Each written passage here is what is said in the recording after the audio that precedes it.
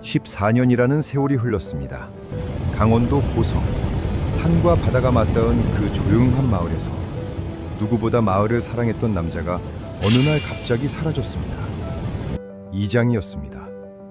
마을 사람들의 크고 작은 일을 직접 챙기고 이웃의 이름을 하나하나 기억하던 사람. 그가 사라진 날 아침, 신발은 현관 앞에 가지런히 있었고 밥상은 차려진 채였습니다. 어디 멀리 간 것도 아니었습니다. 그냥 없어졌습니다. 경찰은 수소문했고 가족은 기다렸고 마을은 점점 그를 잊어갔습니다.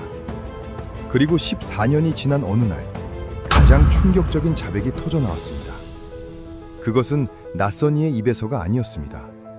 평생 형제처럼 지냈다고 믿었던 바로 절친한 친구의 입에서 나온 말이었습니다. 도대체 그날 밤 무슨 일이 있었던 걸까요? 그리고 그 친구는 14년 동안 어떻게 아무 일도 없었던 듯 그 마을에서 살 수 있었던 걸까요? 시작 전에 구독과 좋아요 눌러주시면 감사하겠습니다. 어느 지역에서 시청 중이신지 댓글 남겨주시면 한 분 한 분 인사드리겠습니다. 이야기 시작합니다.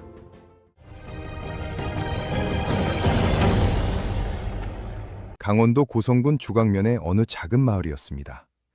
동해의 짠바람이 솔숲을 가로질러 들어오는 그 마을은 겨울이면 눈이 허리까지 쌓이고 여름이면 파도 소리가 마당까지 들려오는 곳이었습니다. 인구 140여 명, 성씨가 절반은 같은 대대로 뿌리내린 사람들이 모여 사는 그런 마을이었지요. 그 마을의 이장은 박정수 씨였습니다. 당시 52살, 키는 크지 않았지만 어깨가 떡 벌어지고 웃을 때마다 눈가에 주름이 깊게 파이던 사람이었습니다. 젊은 시절 해병대를 다녀온 뒤 고향으로 돌아와 농사를 지으며 평생을 그 마을에서 살았습니다. 이장을 맡은 지는 12년째였습니다. 마을 사람들은 박정수 씨를 두고 이렇게 말하곤 했습니다. 이장님은 마을 사람 생일을 다 외운다고, 어르신 약이 떨어지면 읍내까지 직접 다녀오고, 지붕 슬레이트가 날아갔다 하면 본인이 사다리를 들고 나타난다고. 빈말이 아니었습니다. 그의 집 안방 서랍에는 마을 주민 전체의 이름과 생년월일, 가족관계가 손으로 꼼꼼히 적힌 노트가 있었습니다. 그것을 마을 회의 때마다 꺼내들고 한 명 한 명 살피는 것이 그의 오랜 습관이었습니다. 아내 최순희 씨는 그런 남편을 가끔 핀잔하기도 했습니다. 남 걱정할 시간에 우리 밭이나 좀 더 보소. 그러면 박정수 씨는 멋쩍게 웃으며 이렇게 말했다고 합니다.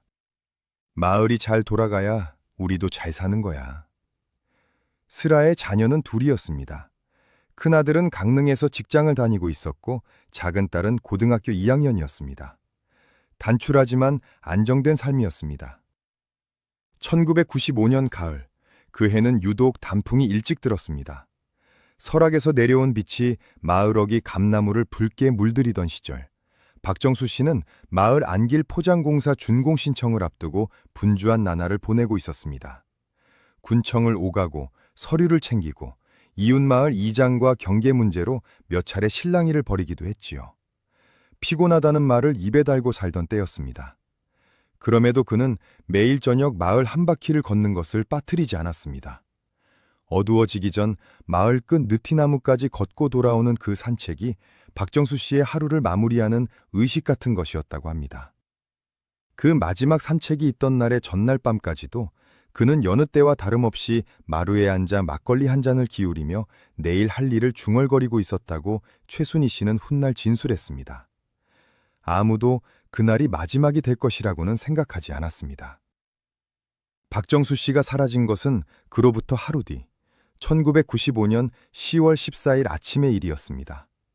마을에서 박정수 씨만큼 자주 거론되는 이름이 하나 있었습니다. 오승태 씨였습니다. 당시 50살, 박정수 씨와는 초등학교 동창이었습니다. 같은 마을에서 태어나 같은 학교를 다니고 군대도 비슷한 시기에 다녀온 뒤 나란히 고향으로 돌아온 사이였지요. 마을 사람들은 두 사람을 가리켜 을에 이렇게 말했습니다. 저 둘은 형제보다 더한 사이야. 오승태 씨는 마을 어귀에서 작은 철물점을 운영하고 있었습니다.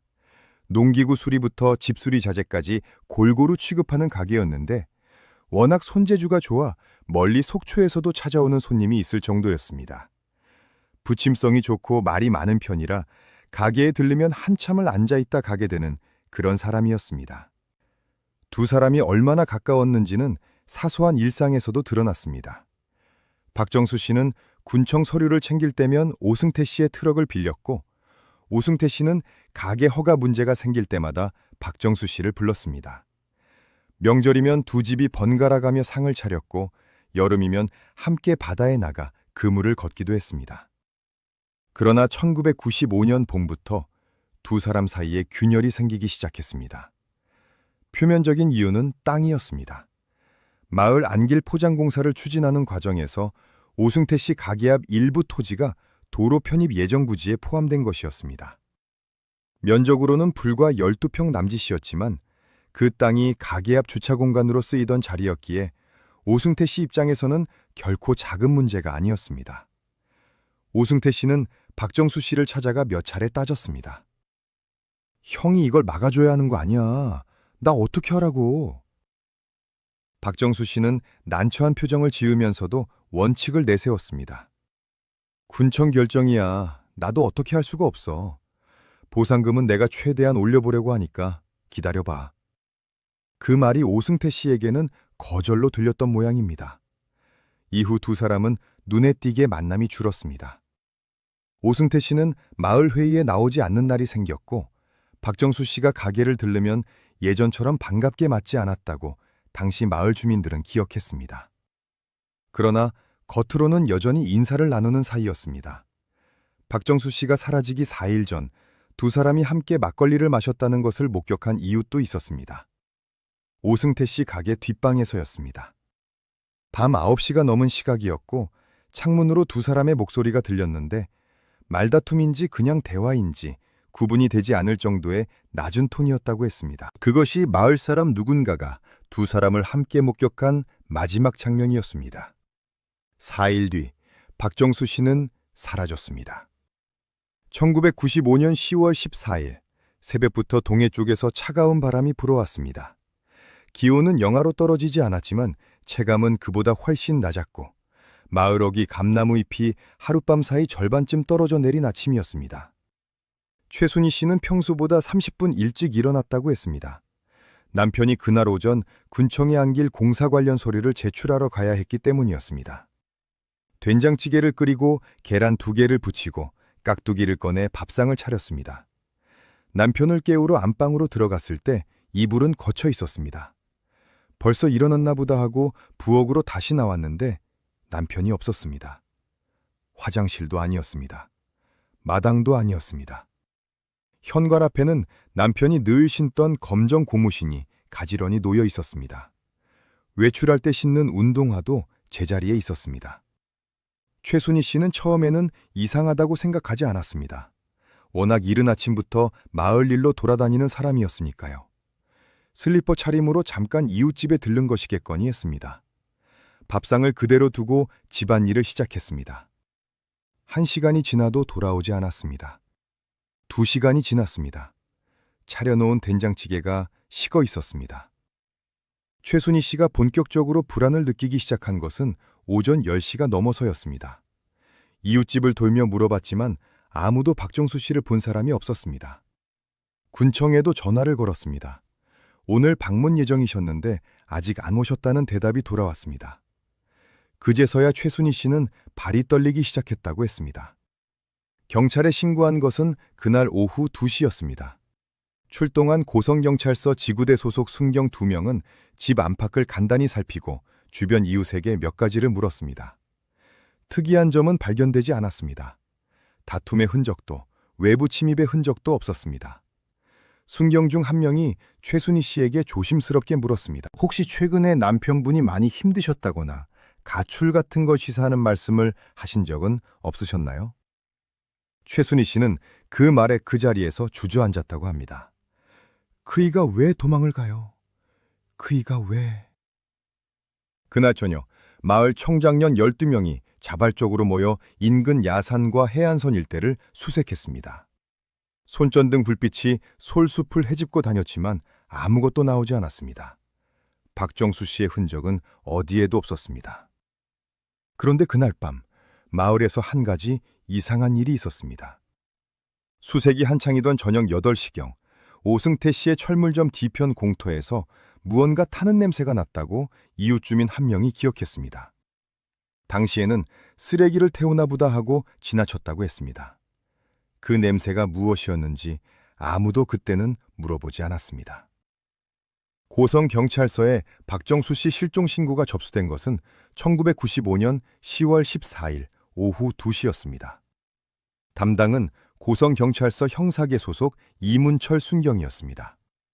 당시 발령받은 지 2년이 채 되지 않은 젊은 형사였습니다. 사건 기록에는 최초 현장 확인 및 탐문 수사 착수라고 적혀 있었지만 실제 수사는 매우 제한적으로 진행되었습니다. 이문철 순경이 작성한 초동 수사 보고서는 A 사용지 2장이었습니다. 현장 특이사항 없음, 외부 침입 흔적 없음, 가출 가능성 배제 불가, 추가 수사 필요. 그것이 전부였습니다. 당시 경찰의 판단 근거는 단순했습니다. 박정수 씨가 최근 마을 공사 관련 업무로 극심한 스트레스를 받아왔다는 것, 가족과의 대화가 줄었다는 최순희 씨의 진술, 그리고 외부 침입이나 다툼의 물리적 흔적이 전혀 없다는 것이었습니다. 혈흔도, 파손된 가구도, 발버둥의 흔적도 없었으니까요. 경찰은 가출 가능성을 열어둔 채 수사를 진행했습니다. 읍내 버스터미널과 속초 시외버스터미널 측에 탐문을 나갔고 인근 여관과 식당 몇 곳에도 사진을 돌렸습니다. 그러나 박정수 씨를 목격했다는 사람은 단 한 명도 나오지 않았습니다.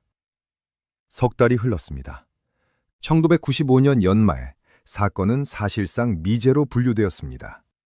공식 종결은 아니었지만 담당 형사가 교체되었고 새로운 수사 방향도 제시되지 않았습니다. 서류는 캐비닛 안으로 들어갔습니다. 그 사이 오승태 씨는 매우 평온했습니다. 수색이 벌어지던 날에도 오승태 씨는 마을 주민들 틈에 끼어 함께 야산을 헤맸습니다. 손전등을 들고 이름을 부르며 걷는 그의 모습을 여러 주민이 기억했습니다.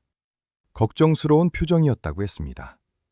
경찰 탐문조사에서 오승태 씨는 이렇게 진술했습니다. 사라지기 4일 전에 같이 막걸리 한잔 했습니다. 그때 별다른 얘기는 없었고요. 워낙 바쁜 사람이니까 어디 볼 일이 있어서 잠깐 나간 거 아닐까요? 곧 돌아올 겁니다. 조사는 그것으로 끝났습니다. 오승태 씨는 그로부터 며칠 뒤 철물점 뒤편 공터를 깔끔하게 정리했습니다. 오래된 목재와 드럼통을 치우고 바닥에 시멘트를 새로 발랐습니다. 마을 사람들은 가게 확장을 준비하나 보다 생각했습니다. 아무도 이상하게 여기지 않았습니다. 최순희 씨는 그 겨울을 어떻게 버텼는지 모르겠다고 훗날 말했습니다. 딸아이 학교 보내고 빈 밥상 앞에 혼자 앉아 있으면 남편이 쓰던 노트가 자꾸 눈에 밟혔다고 했습니다. 주민 이름이 빼곡히 적힌 그 손때 묻은 노트가요. 1995년이 가고 1996년이 왔습니다. 마을은 조금씩 박정수 씨를 잊어가기 시작했습니다. 그리고 오승태 씨의 철물점은 그 어느 때보다 장사가 잘 됐습니다. 1년이 지났습니다. 5년이 지났습니다. 10년이 지났습니다. 강원도 고성의 그 작은 마을에서 박정수 씨의 이름은 점점 흐릿해졌습니다. 명절 때면 가끔 누군가의 입에서 불쑥 튀어나오기도 했지만 그것도 세월이 갈수록 뜸해졌습니다. 사람의 기억이란 그런 것이었습니다. 아무리 선한 사람도, 아무리 마을을 사랑했던 사람도 시간 앞에서는 서서히 지워져 갔습니다. 최순희 씨는 달랐습니다. 남편이 사라진 뒤 그녀는 혼자 두 자녀를 건사했습니다. 큰아들은 강릉에서 직장을 다니며 매달 조금씩 생활비를 보내왔고 작은 딸은 고등학교를 졸업한 뒤 속초에서 일자리를 구했습니다. 최순희 씨는 마을 어르신들 밭일을 도우며 푼돈을 벌었습니다. 몸이 많이 상했습니다. 50대 중반의 나이에 허리가 굽기 시작했고 머리는 반백이 되었습니다. 그녀는 매년 10월이 되면 남편이 마지막으로 걸었을 마을길을 혼자 걸었습니다. 느티나무까지 걷고 돌아오는 그 길을요. 반면 오승태 씨의 삶은 달랐습니다. 박정수 씨가 사라진 이듬해 오승태 씨는 철물점을 크게 확장했습니다. 뒤편 공터까지 가게 창고로 편입하고 인근 마을까지 배달 서비스를 시작했습니다. 속초 건설 경기가 살아나던 시절이라 자재 납품으로 꽤 짭짤한 수익을 올렸다고 했습니다. 2000년대 중반에는 읍내의 부동산도 한 채 장만했습니다. 오승태 씨는 그 즈음 재혼도 했습니다. 속초 출신의 여성으로 마을로 들어와 함께 살기 시작했습니다. 동네 경조사에 빠짐없이 얼굴을 내밀었고 마을 어르신들에게 인심을 잃지 않았습니다. 웃음이 넉넉하고 말이 많은 사람이었으니까요. 사람들은 오승태 씨를 보며 이렇게 말했습니다. 그이는 참 복이 많아. 하는 일마다 잘 풀리네. 그는 마을 회의에도 꾸준히 나왔습니다. 박정수 씨 후임으로 새 이장이 선출된 뒤에도 마을 대소사에 적극적으로 참여했습니다. 가끔 박정수 씨 이야기가 나오면 고개를 절레절레 흔들며 혀를 찼습니다. 그 친구 참 좋은 사람이었는데 대체 어디 간 건지, 살아는 있는 건지. 그 말을 들은 사람들 중 누구도 그의 눈빛을 의심하지 않았습니다. 최순희 씨는 그런 오승태 씨를 볼 때마다 묘한 감정을 느꼈다고 했습니다. 불편하다고 해야 할지, 서럽다고 해야 할지. 그냥 가슴 한쪽이 답답해지는 느낌이었다고요. 하지만 그것이 무엇인지 당시에는 설명할 수가 없었습니다. 그렇게 14년이 흘렀습니다. 2009년이었습니다. 오승태 씨는 64살이 되어 있었습니다. 머리는 희끗희끗해졌지만 여전히 건강했고 철물점은 아들에게 넘기고 본인은 반쯤 은퇴한 상태였습니다. 마을에서 가장 오래된 토박이 중 한 명으로 누구보다 두터운 신망을 받고 있었습니다. 그의 가슴 속에 무엇이 있는지 아무도 몰랐습니다. 아직은요. 마을 사람들이 나중에 돌이켜보면 이상했다고 말하는 장면들이 있었습니다. 당시에는 그냥 지나쳤던 것들이었습니다. 워낙 오래된 일이고 설마 하는 마음이 앞섰던 것이기도 했습니다. 그러나 나중에 모든 것이 밝혀진 뒤 그 장면들은 전혀 다른 의미로 다가왔습니다. 첫 번째는 철물점 뒤편 공터였습니다. 오승태 씨는 그 공터를 창고로 쓰면서도 유독 그 바닥만큼은 직접 관리했습니다. 1년에 두세 차례씩 시멘트 균열이 생기면 혼자 재료를 사다가 메웠습니다. 아들이 거들겠다고 하면 손을 내저었습니다. 내가 할게, 신경 쓰지 마라. 아들은 아버지가 워낙 손재주가 있는 사람이라 그러려니 했습니다. 두 번째는 잠버릇이었습니다. 재혼한 아내 김명숙 씨는 결혼 초부터 남편의 잠버릇이 예사롭지 않다고 느꼈습니다. 깊이 잠든 새벽에 갑자기 몸을 일으키며 중얼거리는 일이 잦았습니다. 말이 잘 들리지 않을 때도 있었지만 몇 차례는 또렷하게 들렸다고 했습니다. 치우면 돼. 그냥 치우면 된다고. 김명숙 씨는 처음에는 사업 걱정을 꿈에서도 하는 것이려니 했습니다. 물어보면 오승태 씨는 기억 못한다며 웃어넘겼습니다. 그래서 더 이상 묻지 않았습니다. 세 번째는 술이었습니다. 오승태 씨는 원래 술을 즐기는 편이었습니다. 그러나 2000년대 중반은 넘어서면서 음주량이 눈에 띄게 늘었습니다. 특히 10월이 되면 더했습니다. 낮술을 마시는 날도 생겼고 혼자 가게 창고에 들어앉아 소주를 마시다 저녁 늦게 나오는 일도 있었습니다. 김명숙 씨가 걱정스럽게 물으면 돌아오는 대답은 늘 같았습니다. 그냥 가을이 되면 좀 그래. 네 번째는 요양원 문제였습니다. 2007년 오승태 씨의 노모가 거동이 불편해지기 시작했습니다. 아들 내외가 요양원을 알아보자고 하자 오승태 씨는 강하게 반대했습니다. 이유는 단순해 보였습니다. 어머니를 남의 손에 맡길 수 없다는 것이었지요.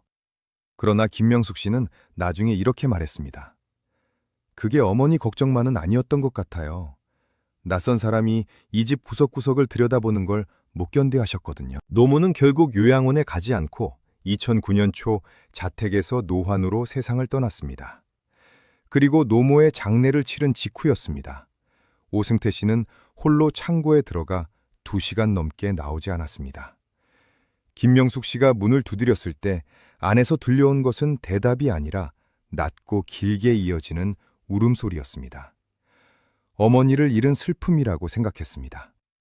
지금 생각하면 그것이 전부가 아니었을지도 모릅니다. 2009년 가을 10월이 돌아왔습니다.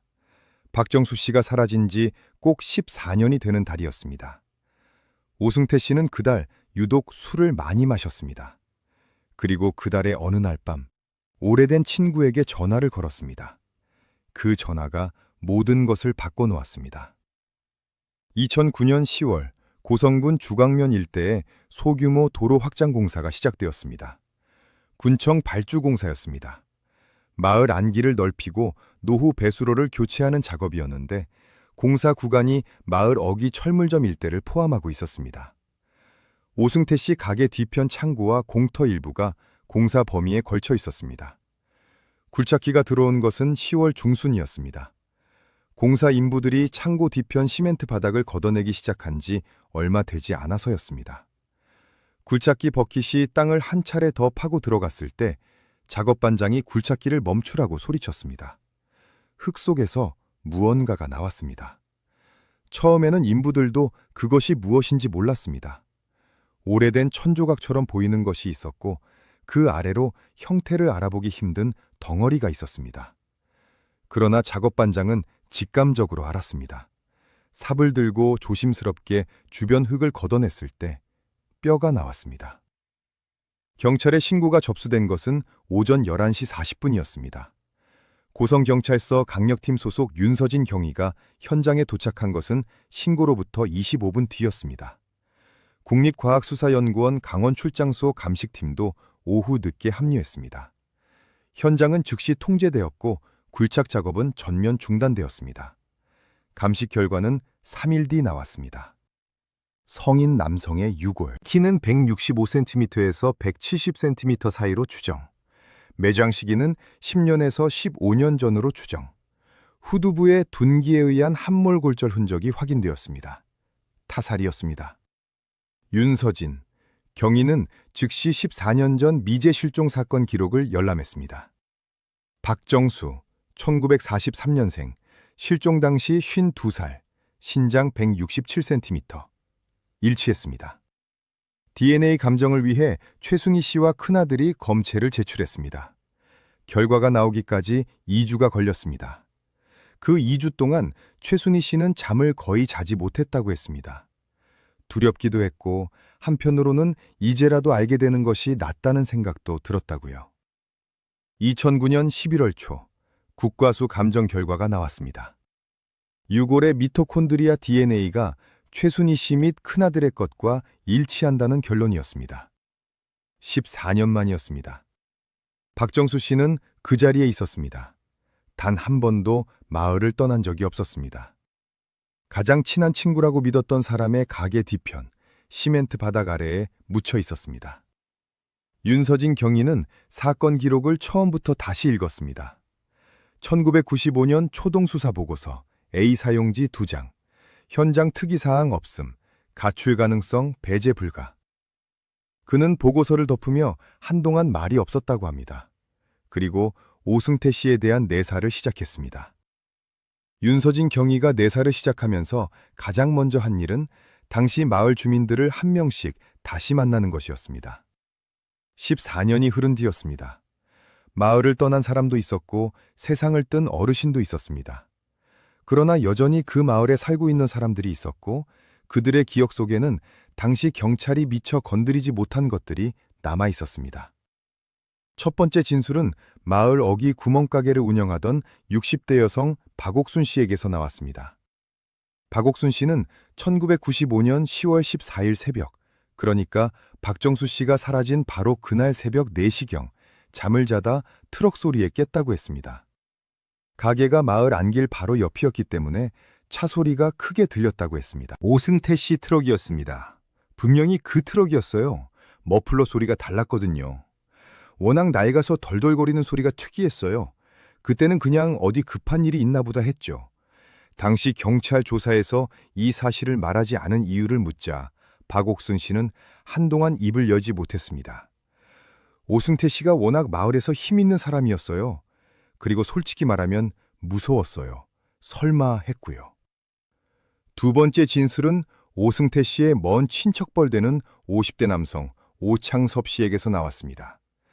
오창섭 씨는 사건 당일 저녁 오승태 씨 가게 창고에서 무언가 타는 냄새가 난다는 것을 당시에도 인지했다고 했습니다. 그런데 그것보다 더 오래 기억에 남아있는 것이 있다고 했습니다. 사건 다음 날 아침이었습니다. 오창섭 씨가 가게 앞을 지나는데 오승태 씨가 창고 앞에서 혼자 물청소를 하고 있었다고 했습니다. 새벽 6시가 채 되지 않은 시각이었습니다.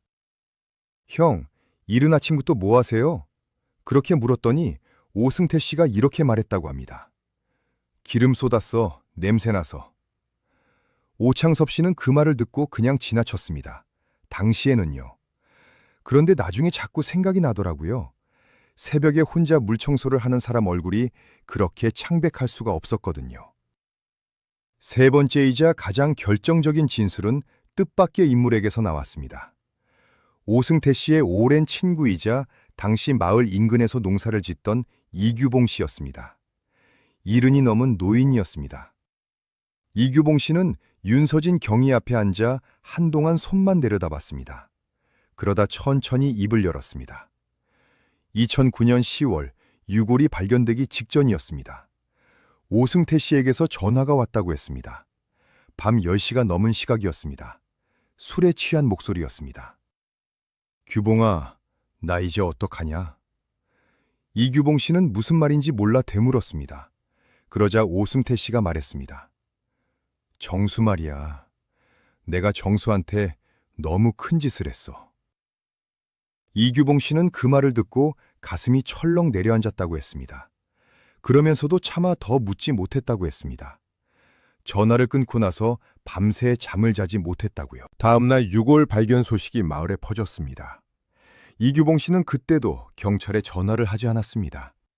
그리고 윤서진 경위 앞에 앉은 지금 눈물을 흘리며 말했습니다. 미안합니다. 진작 말했어야 했는데 무섭기도 하고 설마하기도 하고 그냥 모른 척했습니다. 죄송합니다. 윤서진 경위는 수첩을 덮었습니다. 이제 오승태 씨를 불러들일 시간이었습니다.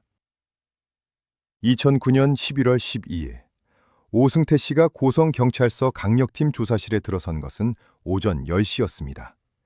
이미 동행 형식이었습니다. 유골 발견과 관련해 몇 가지 여쭤볼 것이 있다는 연락을 받고 스스로 걸어 들어왔습니다. 점퍼 차림이었고 머리는 단정하게 빗어 넘겨져 있었습니다. 조사실 의자에 앉으며 먼저 물었습니다. 정수 맞습니까? 그 뼈가? 윤서진 경위는 대답 대신 서류 한 장을 내밀었습니다. DNA 감정 결과서였습니다. 오승태 씨는 그것을 천천히 읽었습니다. 그리고 서류를 탁자 위에 내려놓으며 눈을 감았습니다. 한동안 아무 말이 없었습니다. 윤서진 경위가 먼저 입을 열었습니다. 이규봉 씨한테서 연락 받으셨죠? 2009년 10월에 전화하셨잖아요. 오승태 씨의 어깨가 미세하게 흔들렸습니다. 조사는 5시간 넘게 이어졌습니다. 오승태 씨는 처음 2시간 동안 모른다는 말을 반복했습니다. 유골이 왜 자기 가게 밑에서 나왔는지 자신도 이해할 수 없다고 했습니다. 누군가 자기 몰래 묻은 것 아니냐고도 했습니다. 윤서진 경위는 서두르지 않았습니다. 박옥순 씨의 진술을 내놓았습니다. 새벽 4시 트럭 소리. 오창섭 씨의 진술을 내놓았습니다. 새벽 6시 물청소. 그리고 이규봉 씨의 진술을 내놓았습니다. 정수한테 너무 큰 짓을 했어. 오승태 씨는 이규봉 씨의 진술이 적힌 종이를 보는 순간 두 손으로 얼굴을 감쌌습니다. 그리고 오랫동안 그 자세로 있었습니다. 윤서진 경위가 조용히 물었습니다. 그날 밤 무슨 일이 있었습니까? 오승태 씨가 얼굴을 들었을 때 눈이 붉게 충혈되어 있었습니다. 그는 천천히 끊어지듯 말하기 시작했습니다. 땅 때문이었습니다. 도로 편입 부지 문제가 해결되지 않은 상태에서 오승태 씨는 군청으로부터 최종 통보를 받았습니다. 보상금은 시세의 절반에도 못 미치는 금액이었습니다. 가게 앞 주차 공간을 잃으면 배달 사업 자체가 흔들릴 수 있었습니다. 오승태 씨는 박정수 씨가 의도적으로 자신의 보상금을 낮게 책정되도록 했다고 믿었습니다. 사실이 아니었습니다. 군청 내부 결정이었습니다. 박정수 씨는 오히려 보상금을 올려달라고 2차례 건의서를 제출한 상태였습니다. 그러나 오승태 씨는 그것을 몰랐습니다. 알려고도 하지 않았습니다. 사건 당일 새벽 2시였습니다. 오승태 씨는 술을 마시고 박정수 씨의 집으로 찾아갔습니다. 마당에서 이름을 불렀고 박정수 씨가 잠옷 차림으로 나왔습니다. 두 사람은 마당에서 언성을 높였습니다. 오승태 씨는 말했습니다. 형이 나한테 이럴 수 있어, 우리 사이에. 박정수 씨는 말했습니다. 승태야, 내가 한 게 아니야. 오해하지 마. 그 말이 오승태 씨에게는 변명으로 들렸습니다. 마당 한쪽에 장작을 패던 손도끼가 있었습니다. 오승태 씨는 그것을 기억하지 못한다고 했습니다. 다음 순간을 기억하지 못한다고 했습니다. 정신이 들었을 때 박정수 씨가 쓰러져 있었다고 했습니다. 후두부에서 피가 흘렀습니다. 숨이 없었습니다. 오승태 씨는 그 자리에서 한동안 움직이지 못했다고 했습니다. 그리고 움직이기 시작했습니다. 트럭을 몰고 와 박정수 씨를 싣고 가게로 돌아왔습니다. 창고 바닥을 팠습니다. 묻었습니다. 시멘트를 발랐습니다. 옷가지와 손도끼를 태웠습니다. 새벽이 밝아오기 전에 가게 앞을 물로 씻었습니다. 그리고 아침이 되자 마을 사람들 틈에 섞여 박정수 씨의 이름을 불렀습니다. 조사실 안이 고요했습니다. 윤서진 경위는 오랫동안 아무 말도 하지 않았습니다. 그리고 천천히 입을 열었습니다. 박정수 씨가 당신 보상금을 올려달라고 군청에 건의서를 2차례 냈습니다. 알고 있었습니까? 오승태 씨는 대답하지 않았습니다. 눈물이 턱 아래로 떨어졌습니다. 2009년 11월 12일 오후 4시 30분 오승태 씨는 살인 및 사체 은닉 혐의로 긴급 체포되었습니다.